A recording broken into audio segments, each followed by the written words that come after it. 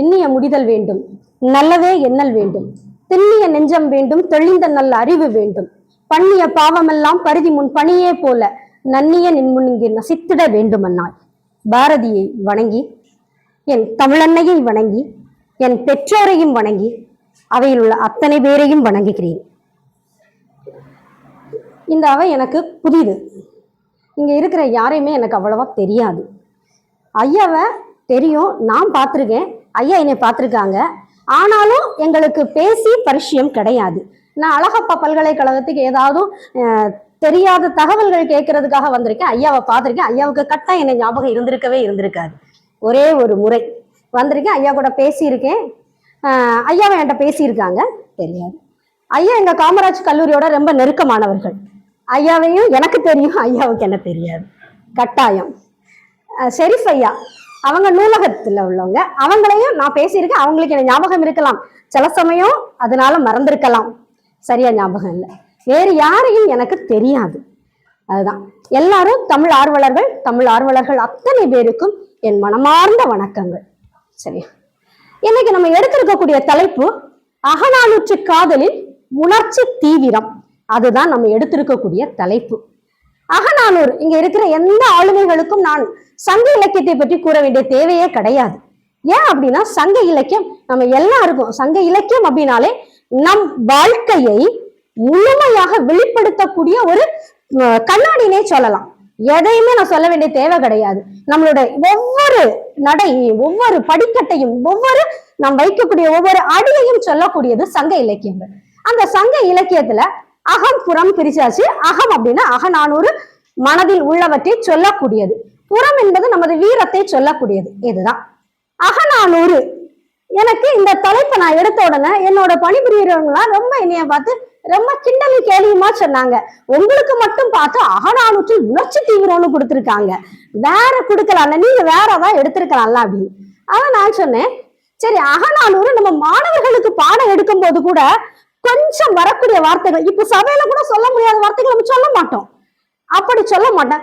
இருந்தாலும் நம்மளும் அதற்காக வேண்டி கொஞ்சம் உள்ள லயிச்சு படிக்கலாமே. இருக்கிற நமக்கு தெரியும் அகநானூறு என்னென்ன வார்த்தைகள் இருக்கும், எப்படி எல்லாம் சொல்லியிருப்பாங்க, கொஞ்சம் ஆழ்ந்துதான் சொல்லியிருப்பாங்க. ஆனா நம்ம அதை கட்டாயம் நான் சொல்ல மாட்டேன். ஏன்னா அவன் எப்பவுமே அந்த மனநிலையில தான் இருப்பான். அவனோட வயது டீனேஜ், அவன் அப்படிதான் இருப்பான். அப்படிங்கும்போது அவன்கிட்ட நம்ம அப்படி பேச முடியாது. பாடத்தோடு தொடர்புடையதாக அவன்கிட்ட சொல்லணும், பாடத்தை அவன்கிட்ட கொண்டு சேர்க்கணும். அதுதான் நம்மளோட பொறுப்பு. இது சொல்லி இருக்கிறாங்க, அதையும் அவனை உள்ள ஆழ்த்தணும். ஆனா அவன் ரொம்பவும் ஆழ்ந்து விடக்கூடாது. ஆழ்ந்து அமைந்துட்டாலும் அவன் காசுல வந்து வெளியில கொண்டு வர முடியாது நம்மளால. அதனால அது நம்ம கொஞ்சம் ஆழ்ந்துதான் பார்ப்போமே அப்படின்னு சொல்லிட்டு நான் சொன்னேன். அகநானூற்றில் உணர்ச்சி தீவிரம். அகநானூறு நமக்கு தெரியும், அகம் குட்டல் நான்கு குட்டல் நூறு, அதெல்லாம் நமக்கு விளக்கங்கள் தெரியும். 400 பாடல்களை உடையது.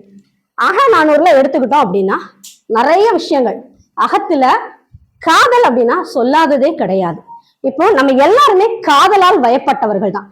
யாருமே காதல் வயப்படாதவர்கள் கிடையாது. ஐயோ நான் காதலிக்கவே இல்லைன்னா அப்படி இல்லை, கிடையவே கிடையாது. தாயின் மீது காதல், தந்தையின் மீது காதல், தங்கையின் மீது காதல், அண்ணனின் மீது, எல்லாரும் ஏதோ ஒருவரின் மீது காதல் வயப்பட்டவர்கள் தான்.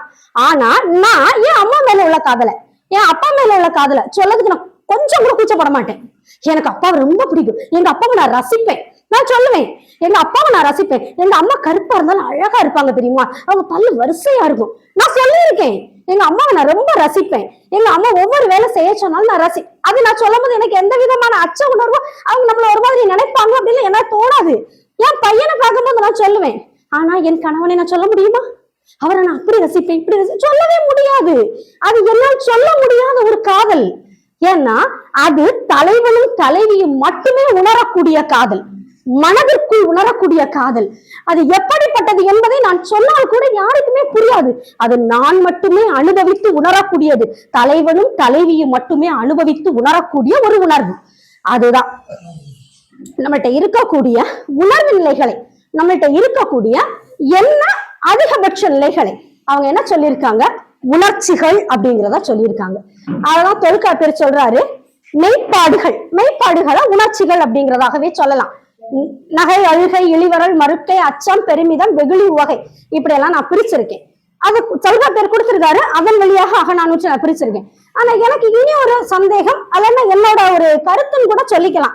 என்ன அப்படின்னா, இப்படி நாம் பிரித்து பார்ப்பதை விட நாம் கொஞ்சம் வித்தியாசப்படுத்தி, களவு காதலில் நம்மள்ட்ட இருக்கக்கூடிய உணர்ச்சி தீவிரம், கற்பு காதலில் நம்மள்ட்ட இருக்கக்கூடிய உணர்ச்சி, அதற்கடுத்தது பிரிவு காலத்தில் உணர்ச்சி, குழந்தைகளோடு இல்லத்திலே இருக்கின்ற பொழுது தலைவன் தாய் எல்லாரும் இருக்கும் போது அவங்கள்ட்ட இருக்கக்கூடிய உணர்ச்சி. அப்படி கூட ஒரு நிமிடம் நான் இதெல்லாம் முடிச்சு வரும்போதுதான் எனக்கு அது சிந்தனை தோணுச்சு, அப்படி கூட நம்ம அடுத்த ஒரு கட்டுரை எழுதலாம் அப்படிங்கிறது எனக்கு தோணி இருக்குது. ஏன்னா இது மட்டுமே, ஏன்னா தொல்காப்பியர் சொன்ன நம்ம எப்பவுமே அப்படிதான், முதல்ல யாரு மரபுப்படி முதல்ல யாரு சொன்னாங்களோ அதை அப்படியே கையில பிடிச்சிட்டு தான் நடப்போம். நான் அப்படிதான் நடந்தேன். ஆனா கடைசியில் அது முடிக்கும் போதுதான் எனக்கு தோணுச்சு, அப்படி நம்ம செஞ்சிருக்கலாமோ. ஆனா டைம் ஆயிடுச்சு, நம்ம என்ன பண்ண, சரி இதை நம்ம கொண்டு வந்த கருத்துக்களை அவங்ககிட்ட கொடுப்போம். இனி அடுத்தது ஒரு வாய்ப்பு அல்லது எழுதக்கூடிய கட்டுரை எழுதக்கூடிய வாய்ப்பு கிடைத்தால் கட்டாயம் இந்த மேம்பாடுகளை கொஞ்சம் மாற்றி என்ன செய்யலாம், களவு காலத்தில், கற்பு காலத்தில், பிரிவு காலத்தில், அப்படி தலைவன் போர் செய்கின்ற பொழுது பிரிவையே பல விதங்களாக பிரித்து இப்படி எப்படினாலும் எடுத்துக்கொள்ளலாம் அப்படிங்கிற ஒரு எண்ணம் எனக்கு தோன்றியது. இப்போ தொல்காப்பியர் சொன்ன அந்த எண் வகை மெய்ப்பாடுகளை பார்ப்போம். நகை எப்பவுமே நமக்கு, நகை அப்படிங்கிறது எல்லா மனுஷனுக்கும் எல்லா மனிதருக்கும் உரியது. நகைப்பு. இப்போ ரோட்ல நான் நடந்து போய்கிட்டு இருக்கேன், சாலையில ஒரு வாழைப்பழத்தோல் வலிக்கு நான் டக்குன்னு ஒரு தாத்தா விழுந்துட்டாங்க. அப்ப முதல்ல தாத்தா நான் டக்குன்னு தூக்க மாட்டேன், ஐயோ விழுந்துட்டாருன்னு சொல்ல மாட்டேன், முதல்ல கொஞ்சம் சிரிப்பேன், ஐயோ விழுந்துட்டாரு ஐயோ அப்படின்னு சிரிச்சுட்டு தான் என்ன செய்வேன், அவங்க தாத்தாவை தூக்க போவேன். அப்பொழுது எல்லா மனிதருக்கும் எந்த ஒரு சங்கடமான ஒரு நிலையாக இருந்தாலும் முதல்ல ஒரு நகைப்பு அப்படிங்கிறது இருக்கத்தான் செய்யும் அவர்களிடத்தில். அந்த நகைப்பு அப்படிங்கிறது எல்லா மனிதனுக்கும் உரியது. ஆனா நம்ம வீட்டிலேயே அதிகமான நகைப்புக்குரிய விஷயங்களா பார்த்திருக்கலாம், அல்லாட்டா நம்ம நடக்கக்கூடிய நிகழ்ச்சிகளை சொல்லலாம். இந்த காதலில் நகைப்பிற்குரிய நிகழ்வா ஒரே ஒரு நிகழ்வு நான் என்ன சொல்றேன் அப்படின்னா, ஒரு தலைவன் தலைவி இருக்கிறாங்க. அந்த தலைவன் என்ன செய்யறான், பாணன் அவனை கொண்டு பரத்தேர் வீட்டுல கொண்டு விட்டுட்டு வந்துருதான். விட்டுட்டு வந்த உடனே விட்டுட்டு தலைவி இருக்கக்கூடிய தெருவின் வழியாக அவன் நடந்து செல்கிறான். நடந்து செல்கின்ற பொழுது தலைவி என்ன சொல்றா அப்படின்னா, அவனுக்கு ஒரு கஞ்சு ஒரு பசு வந்து என்ன செஞ்சுட்டு அவனை முட்டிருச்சு. முட்டின உடனே அவன் சொல்றான், ஒரு பயப்படுறான், பயந்து அந்த பசுவுக்கு பயந்து என்ன செய்யறான், ஓடி போய் வேற அந்த தலைவியோட வீட்டுக்குள்ள போய் அந்த வழியாக போய் அங்க போய் நுழைய போன உடனேதான் தலைவி சொல்றா, இது உனக்குரிய இல்லம் கிடையாது, நீ தலைவனை எங்கே கொண்டு விட்டு வந்தாயோ அதுதான் தலைவனோட இல்லம், அங்கே செல். அப்பொழுது அந்த பாணனானவன் கொஞ்சம் வெக்கி போய் தலைகுனியும். அந்த தலைகுனிவதை பார்க்கும்போது தலைவிக்கு என்ன தோன்றுகிறது அப்படின்னா, இவனோட வெட்கமானது அவளுக்கு நகைப்புக்குரியதாக இருக்கிறது. அதற்குரிய ஒரு பாடலை மட்டும் நான் இப்போ வாசிக்கிறேன். நகையாகின்ற தோழி நெடுநல் இம்மனை அன்று அது உம்மனை, இது உன்னோட மனை கிடையாது, நீ தலைவனை இங்க கொண்டு விடல, உன்னோட வேலை என்ன, தலைவியோட தலைவனை சேர்த்து வைப்பதான் உன்னோட வேலை, நீ ஆனா இங்க கொண்டு நீ என்ன செஞ்சிருக்க, வேற எங்க படத்தை வீட்டுல கொண்டு விட்டு வந்துருக்கு, ஆனால் இது உன்னோட வீடு கிடையவே கிடையாது. அதனால இட்டு உம்மனை அன்று என்னும் தன்னும் நோக்கி மம்மர் நெஞ்சினோம் தொழுது நின்றதுவே. இவ சொன்ன உடனே, தலைவி சொன்ன உடனே அவளோட ஒரு சின்ன அந்த பாடலோட ஒரு சின்ன, எப்படி நாம் அவனை விட்டுட்டு வந்துட்டு இந்த இடத்துல வந்து நிக்கிறோம் அப்படின்னு அவன் ஒரு மாதிரி முகத்தை வச்சுட்டு இருப்பான் தெரியுமா. அதை பார்த்த உடனே தான் அவளுக்கு, இவனை பார்த்த உடனே இவன் செய்த தவறை உணர்ந்து கொண்டான். ஆனா நம்ம இருக்கக்கூடிய எண்ணத்தையும் சொல்லிவிட்டோம். அவனது முக பாவனைகள் அவளுக்கு நகைப்புக்குரியதாக கேலிக்குரியதாக தென்படுகிறது. இதுதான் நகைக்கு, இதுல அவளோட எண்ணம் தோன்றுகிறது, இதுதான் நகைக்குரியது. அதற்கு அடுத்தது அழுகை. அழுகை நமக்கு எப்பெல்லாம் வரும் நமக்கு நல்லாவே தெரியும். எப்பெல்லாம் நமக்கு வரும், நமக்கு ஏதாவது வேண்டும் என்ற பொருள் கிடைக்காத பொழுது நமக்கு அழுகை வரும், அல்லது நாம் நினைத்தது நடக்காத பொழுது அழுகை வரும். இது எல்லாம் என்னது, அழுகைக்குரியது. இந்த அழுகையானது தோழி தலைவி இவங்க இடத்துல இந்த காதல்லையுமே அந்த அழுகை அப்படிங்கிறது இருக்குது. அவ சொல்றா, என் தலைவன் என்னை விட்டு பிரிந்து சென்று விட்டான். எங்க போயிருக்கான், போருக்காக வேண்டிதான் போயிருக்கான். அரசன் சொன்னதற்காக அந்த போர் நிமித்தமாக தான் என்னை விட்டு பிரிந்து சென்றான். சரி, அவன் போயிருக்கக்கூடிய காடு எப்படிப்பட்டது, அந்த காட்டின் வெம்மையை சொல்லும் போது அவ சொல்றா, அங்க சூரியன் கூட என்ன அவ்வளவு சுட்டரிக்கின்ற சூரியனாக இருக்குது. சுட்டரிக்கின்ற சூரியன் அங்க இருக்கக்கூடிய தேக்கு மரங்கள்ல அந்த உச்சில இருக்கக்கூடிய கிளைகள்ல இருக்கக்கூடிய இலைகள் எல்லாமே நன்கு வாடி போய் அந்த குச்சிகள் மட்டுமே நிற்கின்றது. கொஞ்சம் வேகமாக காற்றடித்தால் அது என்ன செய்யும், உரசி கொண்டு தீப்பிடி தெரியும். அந்த அளவிற்கு வெம்மை மிகுந்த காடு அந்த காடு. அப்படிப்பட்ட அந்த காட்டு வழியாக என் தலைவன் சென்றிருக்கிறான். அதனால எனக்கு எப்படி இருக்கும் அப்படின்னா பயமா இருக்குது. அடுத்து அவ சொல்றா, என் தலைவன் சென்றிருக்கக்கூடிய காடு அப்படிப்பட்டது, ஆனால் என் தலைவன் எப்படிப்பட்டவன் அப்படிங்கறத அவ சொல்றா.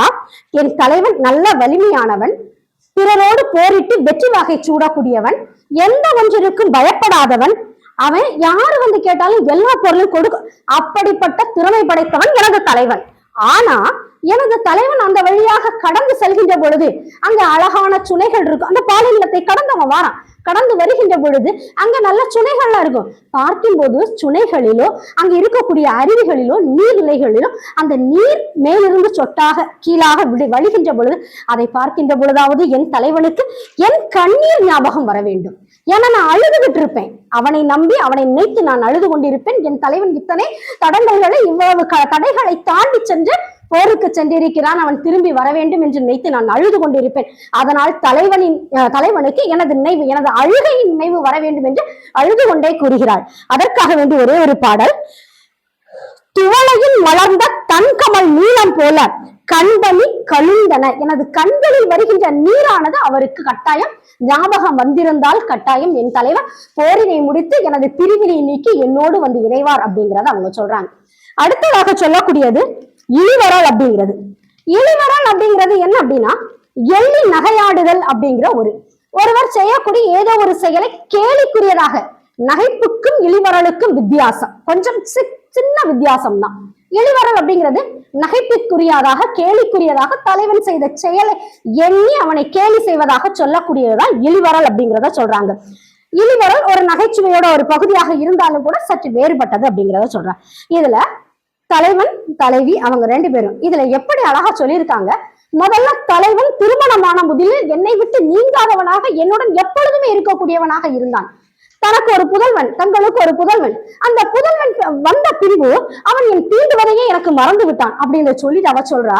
அவனோட மகனை பார்த்து சொல்றா, எனக்கு நீ எவ்வளவு முக்கியமோ அதே போல என் தலைவனும் எனக்கு முக்கியமானவன் அப்படிங்கிறத அவ சொல்றா. அவனுக்கு வேண்டுமென்றால், என் தலைவனுக்கு வேண்டுமென்றால் எனது வேறு யாரோ முக்கியமாக இருக்கலாம், எனக்கு நீயும் முக்கியமானது, நின் தகப்பனாகிய எனது தலைவனும் முக்கியமானவன் அப்படிங்கிறத அவ சொல்றா.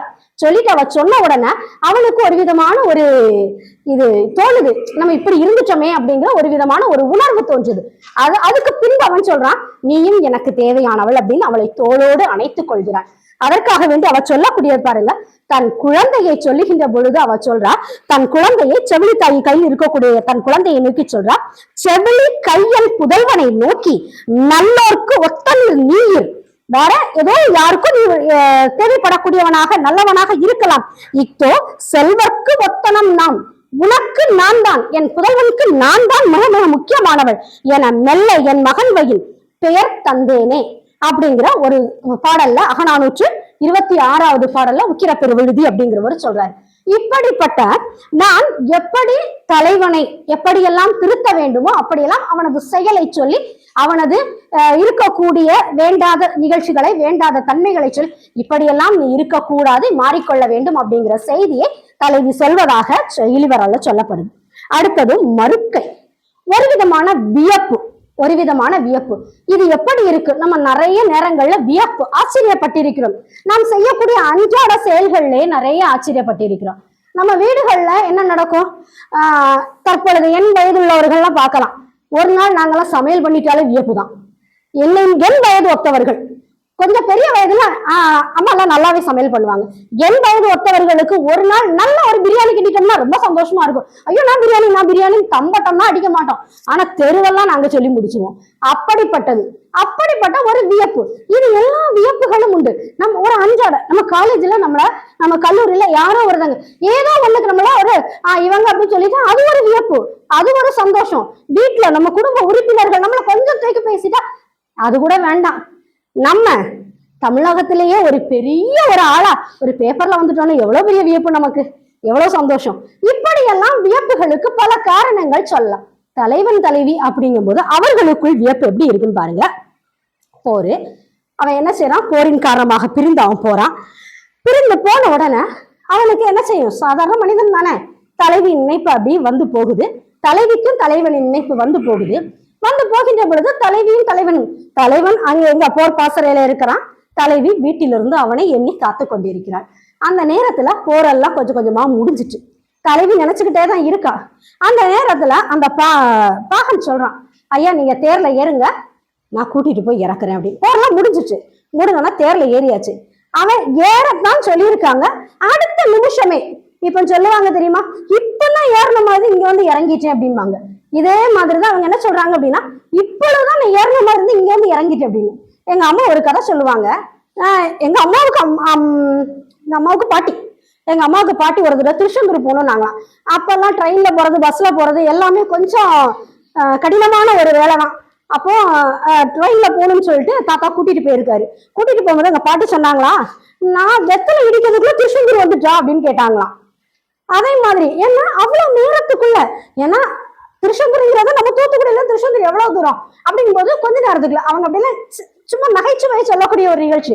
இவங்க என்ன சொல்றாங்க அப்படின்னா, அந்த நிமிஷத்துக்குள்ள தலைவன் ஏறி உட்கார்ந்தது மட்டும்தான் அவனுக்கு சிந்தனையில இருக்கு. உடனே பாகன் வந்து சொல்றான், ஐயா தலைவியோட இடம் வந்துட்டு நீங்க இறங்குங்க அப்படிங்கிறான். அவனுக்கு ஆச்சரியம், எப்படி வந்தது அப்படின்னா தலைவன் கேட்கிறானா தலைவிட்ட, எப்படி வந்தது, நீ என்ன காற்றை பிடித்து குதிரையோடு இழுத்தாயா, இழுத்து கட்டி கொண்டு சென்றாயா அப்படிங்கிறத கேட்கிறாரு. சொல்லும் போதுதான் சொல்றாங்க, என்னெல்லாம் சொல்றாங்க, மெல்லியல் அறிவை இல்வையில் நிறுவி எளிமில் என்ற நின்மொழி மறுச்சினே, நீ சொல்லக்கூடிய அந்த மொழியானது வந்துவிட்டது, இறங்கு என்று நீ சொல்ல மொழியானது எனக்கு மிகுந்த சந்தோஷத்தை தந்தது, எனக்கு வியப்பை தந்தது. எப்படி வந்தது என்ற ஒரு வியப்பை தந்தது.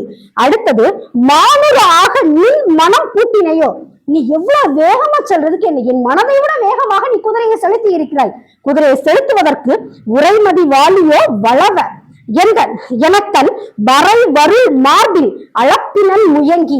இவன் அப்படி சொன்ன உடனே இவ்வளவு வேகமா ஓட்டி இருக்கேன் வந்து இறங்குன்னு சொன்னா அவனுக்கு ரொம்ப சந்தோஷம். அந்த சந்தோஷத்துல தேர நீ குதிரையில பூட்டினியா இல்லன்னு ஓடி போகக்கூடிய காற்றுல குதிரையை பூட்டி செலுத்தினாயான்னு சொல்லி அந்த இடம் வந்த உடனே அவன் பாகனை தன்னோடு அணைத்து கொண்டான் அப்படிங்கிற ஒரு செய்திய அவங்க சொல்றாங்க. அதுக்கு அடுத்தது அச்சம். அச்சம் என்பது ஒரு விதமான பய உணர்வு. தலைவிக்கு எப்பவுமே அச்ச உணர்வு அவள்கிட்ட இருக்கத்தான் செய்யும்.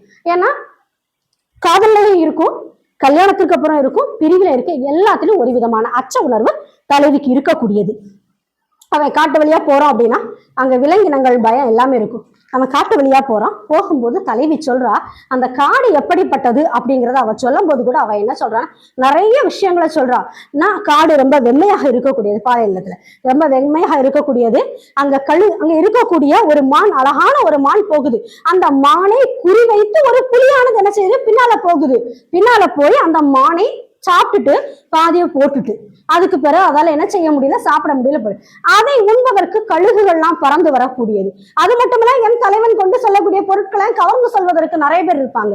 இதுல ஒரே ஒரு விஷயம், புலிக்கும் சிங்கத்துக்கும் நிறைய வித்தியாசங்கள் உண்டு. சிங்கம் என்பது காட்டுக்கு ராஜா அப்படிங்கிறோம். எதுக்கு நம்ம காட்டுக்கு ராஜா அப்படின்னு சொல்றோங்கிறத நான் ஒரு சின்னதா சொல்றேன்.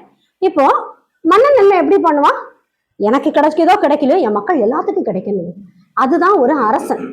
அதே போலதான் இந்த சிங்கமானது தான் என்ன செய்யுது அப்படின்னா, தான் உண்டதை, தனக்கு கிடைத்த உணவை மற்ற விலங்கினங்களுக்கு கொடுக்கும். புலி அப்படி கிடையாது. தான் உண்டதை நாளைக்கு நாள் ஒரு குகையில கொண்டு தள்ளி வச்சு 2வது நாள் அது எவ்வளவு நாற்றம் அடித்தாலும் சரி நாளைக்கு சாப்பிட்டுக்கலாம், நாளை கழிச்சு சாப்பிட்டுக்கலாம்னு சொல்லி வச்சுக்கிட்டே இருக்குமா.